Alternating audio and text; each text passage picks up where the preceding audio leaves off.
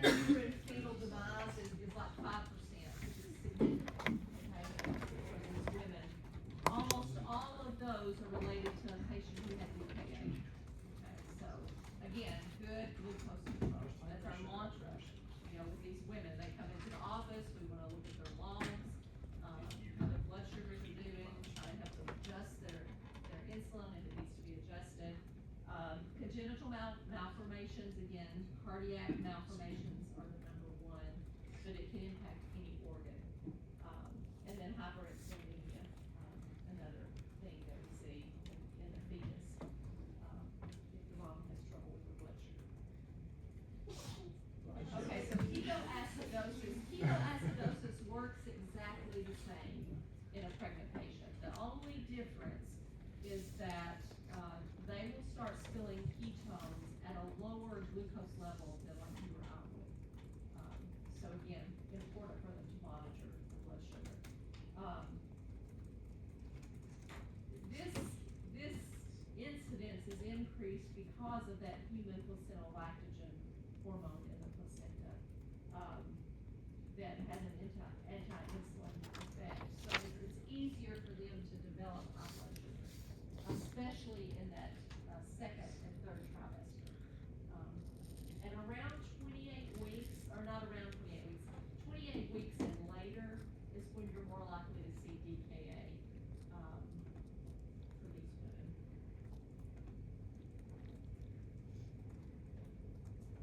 Because their insulin resistance just gets worse and worse as the pregnancy progresses. And then how do we treat DKA? Fluids. Insulin. Check the potassium before you give insulin. Treated the very same way. These are fluids, insulin, potassium, calcium. Okay. Do we already do this now? No. Okay. Do you? Makes it so. Yeah.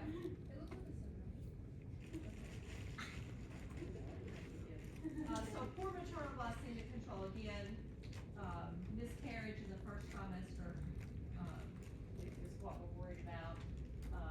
Increased risk of anomalies if you don't have adequate glucose in that first trimester. Second and third trimesters, we're worried about the hyperglycemia. That third trimester, we start doing frequent ultrasounds for fetal weight, okay? Because those babies can gain 2 to 3 pounds a week if their glucose is out of the norm. And then again, the increased risk for polyhydramnios, preeclampsia, and preterm labor. We did talk about this.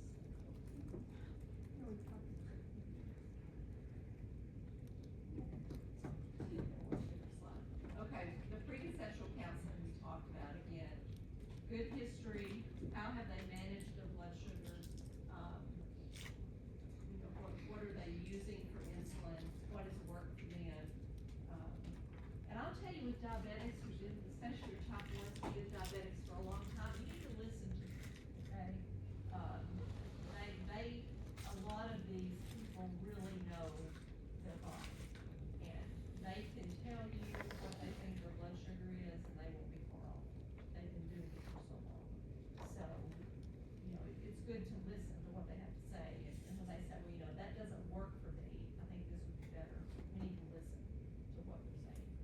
You know, what they're saying doesn't always make sense, and it's not always the best thing, but we need to listen. Diagnostics with these women,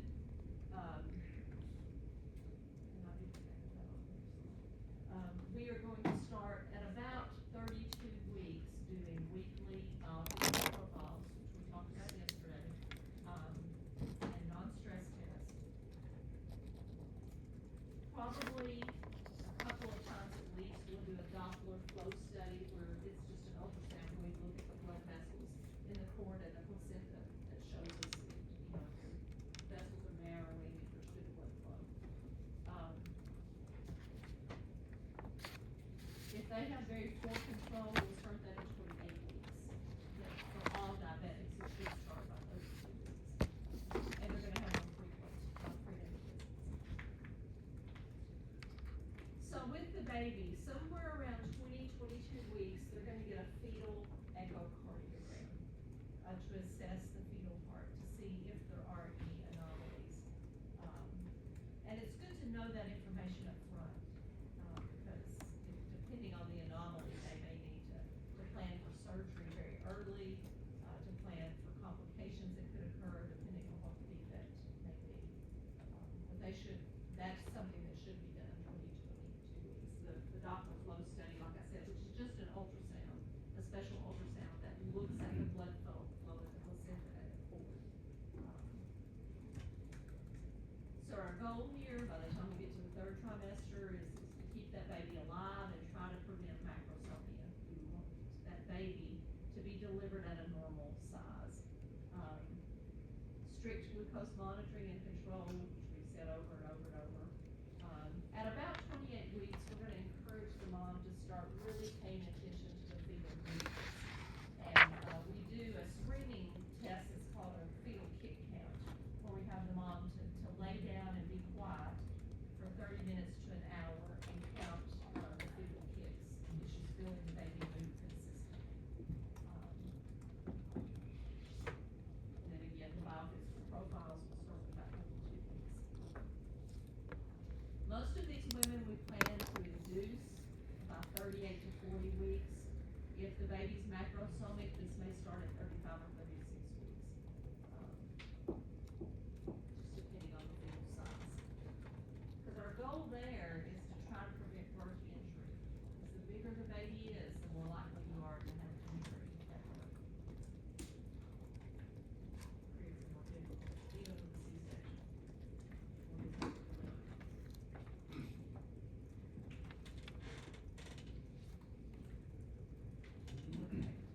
These are our goals, our targets, and again, don't memorize these, okay? I don't expect you to be able to rattle off these numbers. But these are the goals that we have as far as their blood sugar, and what we're asking them to monitor, and they will be given a sliding scale of insulin to be able to, meet these levels.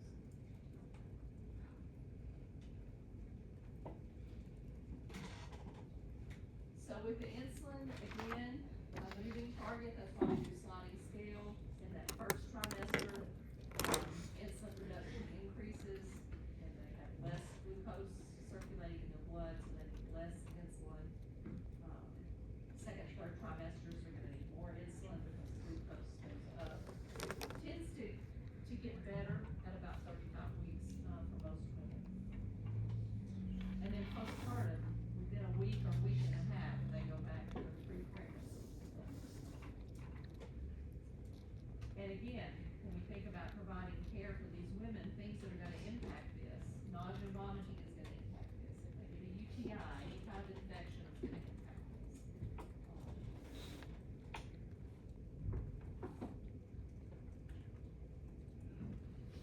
Other drugs that can be used or safe to be used in pregnancy, glyburide is okay to use, metformin is also okay to use, but again, we would prefer they would be on insulin.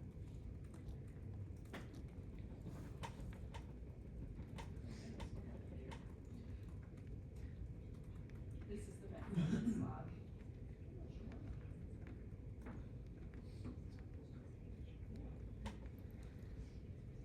Okay. So in labor and delivery, you have a type 1 or type 2 diabetic who's admitted in labor.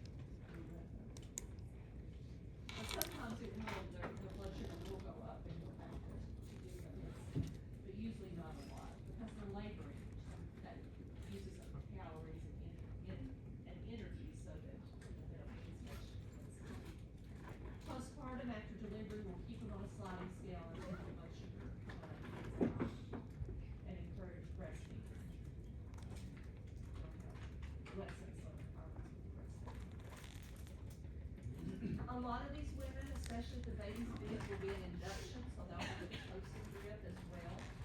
And again, a much higher incidence of C-sections than the normal population just because of the size of the baby.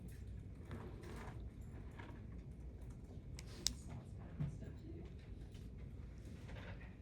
Okay, so we're gonna switch gears here and talk about gestational. Any questions about type 1 and type 2? Okay, just remember, first trimester, our concerns are hypoglycemia. Second, third trimester, hyperglycemia, is what we tend to see. Okay, so with gestational diabetes, all women are, at risk for gestational diabetes. All women in pregnancy develop insulin resistance because of this HPL hormone, the placental hormone. The majority of women can tolerate that insulin resistance, their body compensates, and their blood sugars remain normal. Some women, that's not the case. So we test all women for gestational diabetes during the pregnancy, in the second trimester. But again, it's caused by this insulin resistance that's directly related to the HPL hormone.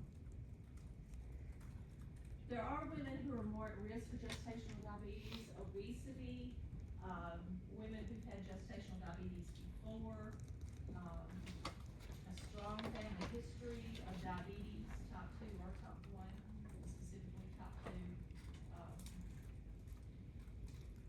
Women who we consider very high risk are gonna be tested at the first visit, but that's gonna be women who, had a complicated case of gestational diabetes previously, women who come for their first visit and they're spilling a lot of sugar in their urine, glycosuria.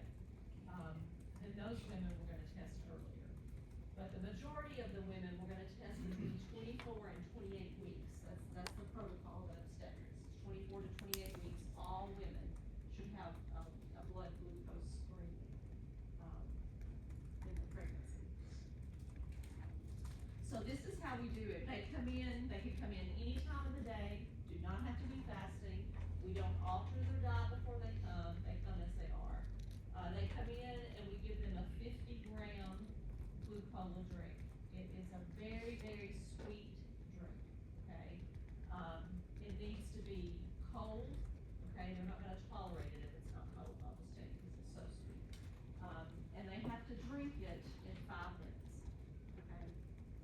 And then once they drink it, we have them wait an hour and we draw their blood sugar, okay? And if it is less than 140, we consider it okay. We say you don't have gestational diabetes, you can go on your way, have a happy pregnancy. If it's greater than 140, then they're gonna have to come back for a 3-hour test, okay? Now, I will tell you, because you'll see in the literature, some practices will use a level of 135, but the protocol is 140.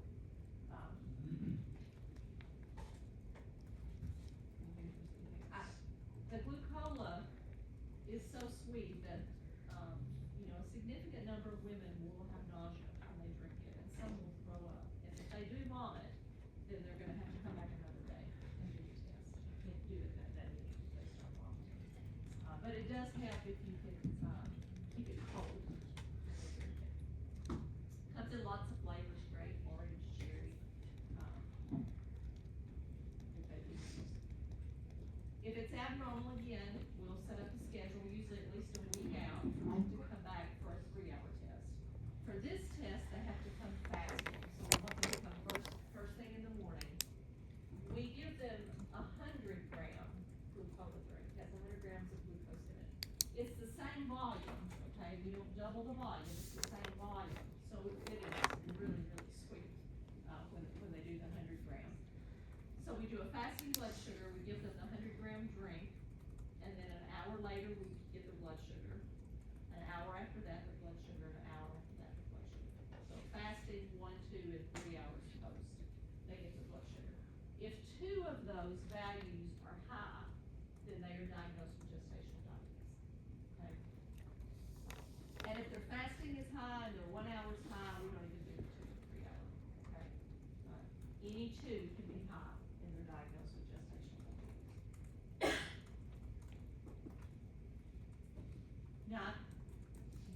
practices will do this different. You know, every practice I've worked in, we have always told the patient ahead of time, next visit, expect to stay an hour, hour and a half, and withdraw your blood sugar. So they'll come in and we'll give them the drink, and they sit in the waiting room, and we'll tell them don't drink anything, not even water, until after we do this test. Some offices will give them the drink and tell them to go home, put it in the refrigerator, and say, come back on this day, drink it, an hour before your appointment, and then come into the office. And it seems to work for a lot of offices. My philosophy there is, you know, you take it at home, you put the shoes on the toddlers, you load them in the car seat, you carry them out of the car into the office. Okay, what are you doing? You're burning energy. Okay, so I've always felt that maybe you don't get as accurate of a test. But I know lots of people that that's how their office does it. Is they'll have them drink it at home so they're not drunk. Okay, so these are the values that we're looking at. We want the 1 hour to be less than 140. Okay, when they do the 3 hour, we want the fasting less than 95, the 1 hour less than 180. Because remember, they have doubled the glucose they had to drink. That's why the 1 hour is different. 155 for the 2 and 140 for the 3. And 2 abnormal values. Yes. If it comes back and like, the patient is hypoglycemic, what would you do then? Instead of being hyper, like, Yeah. Well, we wouldn't worry about the gestational diabetes. Right. But it would be, you know, talking to them about their eating, and they may need to monitor their blood sugar. You know, because some people do have hypoglycemia that creates lots of problems. Yeah. Probably not gonna be a problem in the second and third trimester. But they could have significant trouble in the first trimester. Yeah. But that becomes all about eating and, you know, diet. Would hyperglycemia with the type 2 diabetics or gestational diabetes put the infant at risk to develop diabetes like in their adult life? The babies, there is a genetic link to the type 2. And with some of the type 1s, you know, there's still a lot of type 1s that we don't always know why, you know. It's certainly been linked to certain viruses that kids get and then develop it. The type 2, yeah, I think. But there's no research on the gestational, like pointing to people getting. Oh, gestational, oh, yes, no, sorry, I totally misunderstood. I asked about both, so it was. Yeah, no, gestational diabetes, there is definitely a link to developing type 2 diabetes. And that's one of the things we talk to women about. You know, you have a much higher incidence of type 2 diabetes within the next 10 years. And it's really more prominent for those women that can't manage gestational diabetes with diet. If they have to have meds, then their risk is higher. So we really talk to them, especially at their postpartum visit, about diet and exercise and monitoring blood sugar. Because they are at high risk, absolutely. Does it also put the infant at risk or? The gestational, I haven't seen anything Okay. linking that, yeah. Definitely with the type 2. So what we start with gestational diabetes is diet, okay? And hopefully, the practice has someone they send the patient to, a diabetic consultant or a nutritionist that can talk to them about managing the diet for gestational diabetes. And the majority of women can manage the blood sugar with their diet, the gestational diabetes. For those women who cannot, I mean, their blood sugar continues to be high even though they're doing the diet, we recommend this study. And that is a change. And it used to be that we'd start with glyburide or metformin, but the protocol has changed. And if you printed this PowerPoint off before today, it probably had the glyburide or the metformin as the choice. But insulin is the protocol now that ACOG recommends for gestational diabetes that's not controlled by diet. And when this occurs, I mean, they're like your other patients on a sliding scale, monitoring their blood sugar 4, 5, 6 times a day, trying to keep it under control with the insulin. And again, fetal assessment depends on glucose control, cause remember guys, we're doing this test between 24 and 28 weeks, okay? So they are past that development stage for the fetus. So with your gestational diabetics, we're not worried about those congenital anomalies, okay?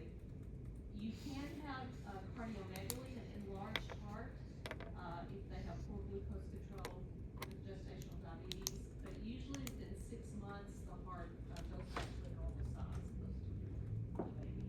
But you're not going to see the significant anomalies that you might see with a type 1 diabetic, because they don't develop this diabetes until after the organs have been formed. You can still have macrosomia. If you've got glucose that is high consistently, the baby's producing more insulin, the baby's gonna get bigger, so that can occur. Something that's different with these women, most of these women, you won't see an order to check their blood sugar once they deliver. Because what caused the diabetes, the HDL hormone, is gone as soon as they deliver. Certainly if they are symptomatic postpartum, you know, you can check their blood sugar. But usually the protocol is they'll wait and check their blood sugar at the 6-week postpartum visit. And if it's normal, then that's, you know, we can have the conversation about your risk for developing type 2 diabetes down the road. Any questions about gestational diabetes?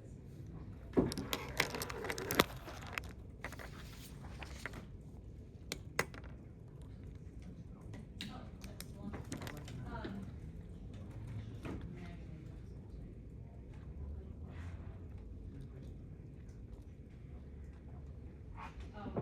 Which, I'll say it, I'm sure.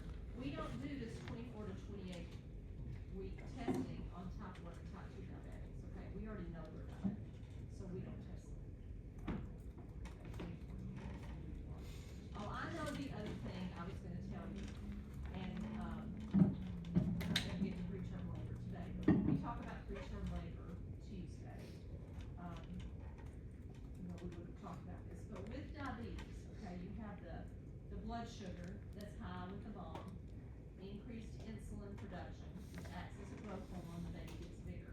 Well, the other thing that fetal insulin does is that it inhibits surfactant production. What is surfactant? Lung maturity in the fetus, okay?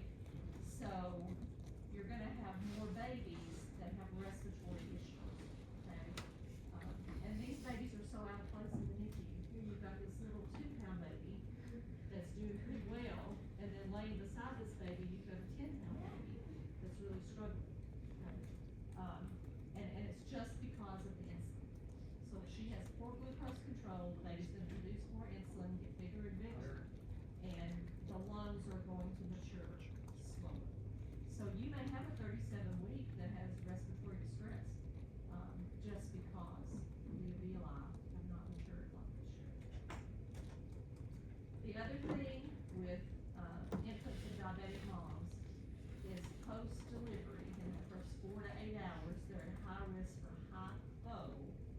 low blood sugar, okay?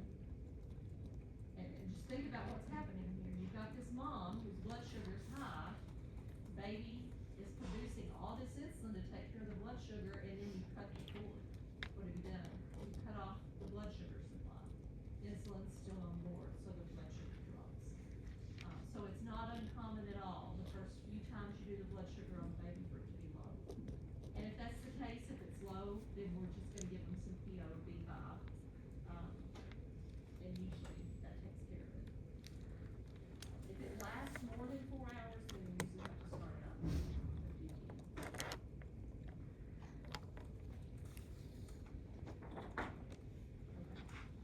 So once you get past the congenital anomalies, the other things we're worried about, macrosomia, respiratory distress,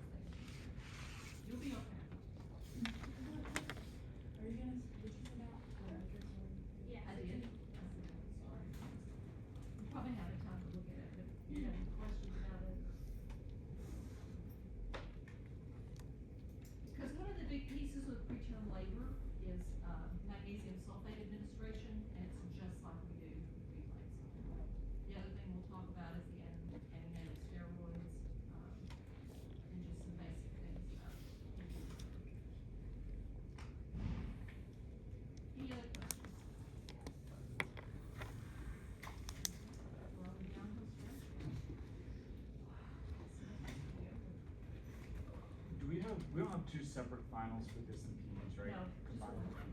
Okay. Is it gonna be like 200 questions or just like 50 OB, 50?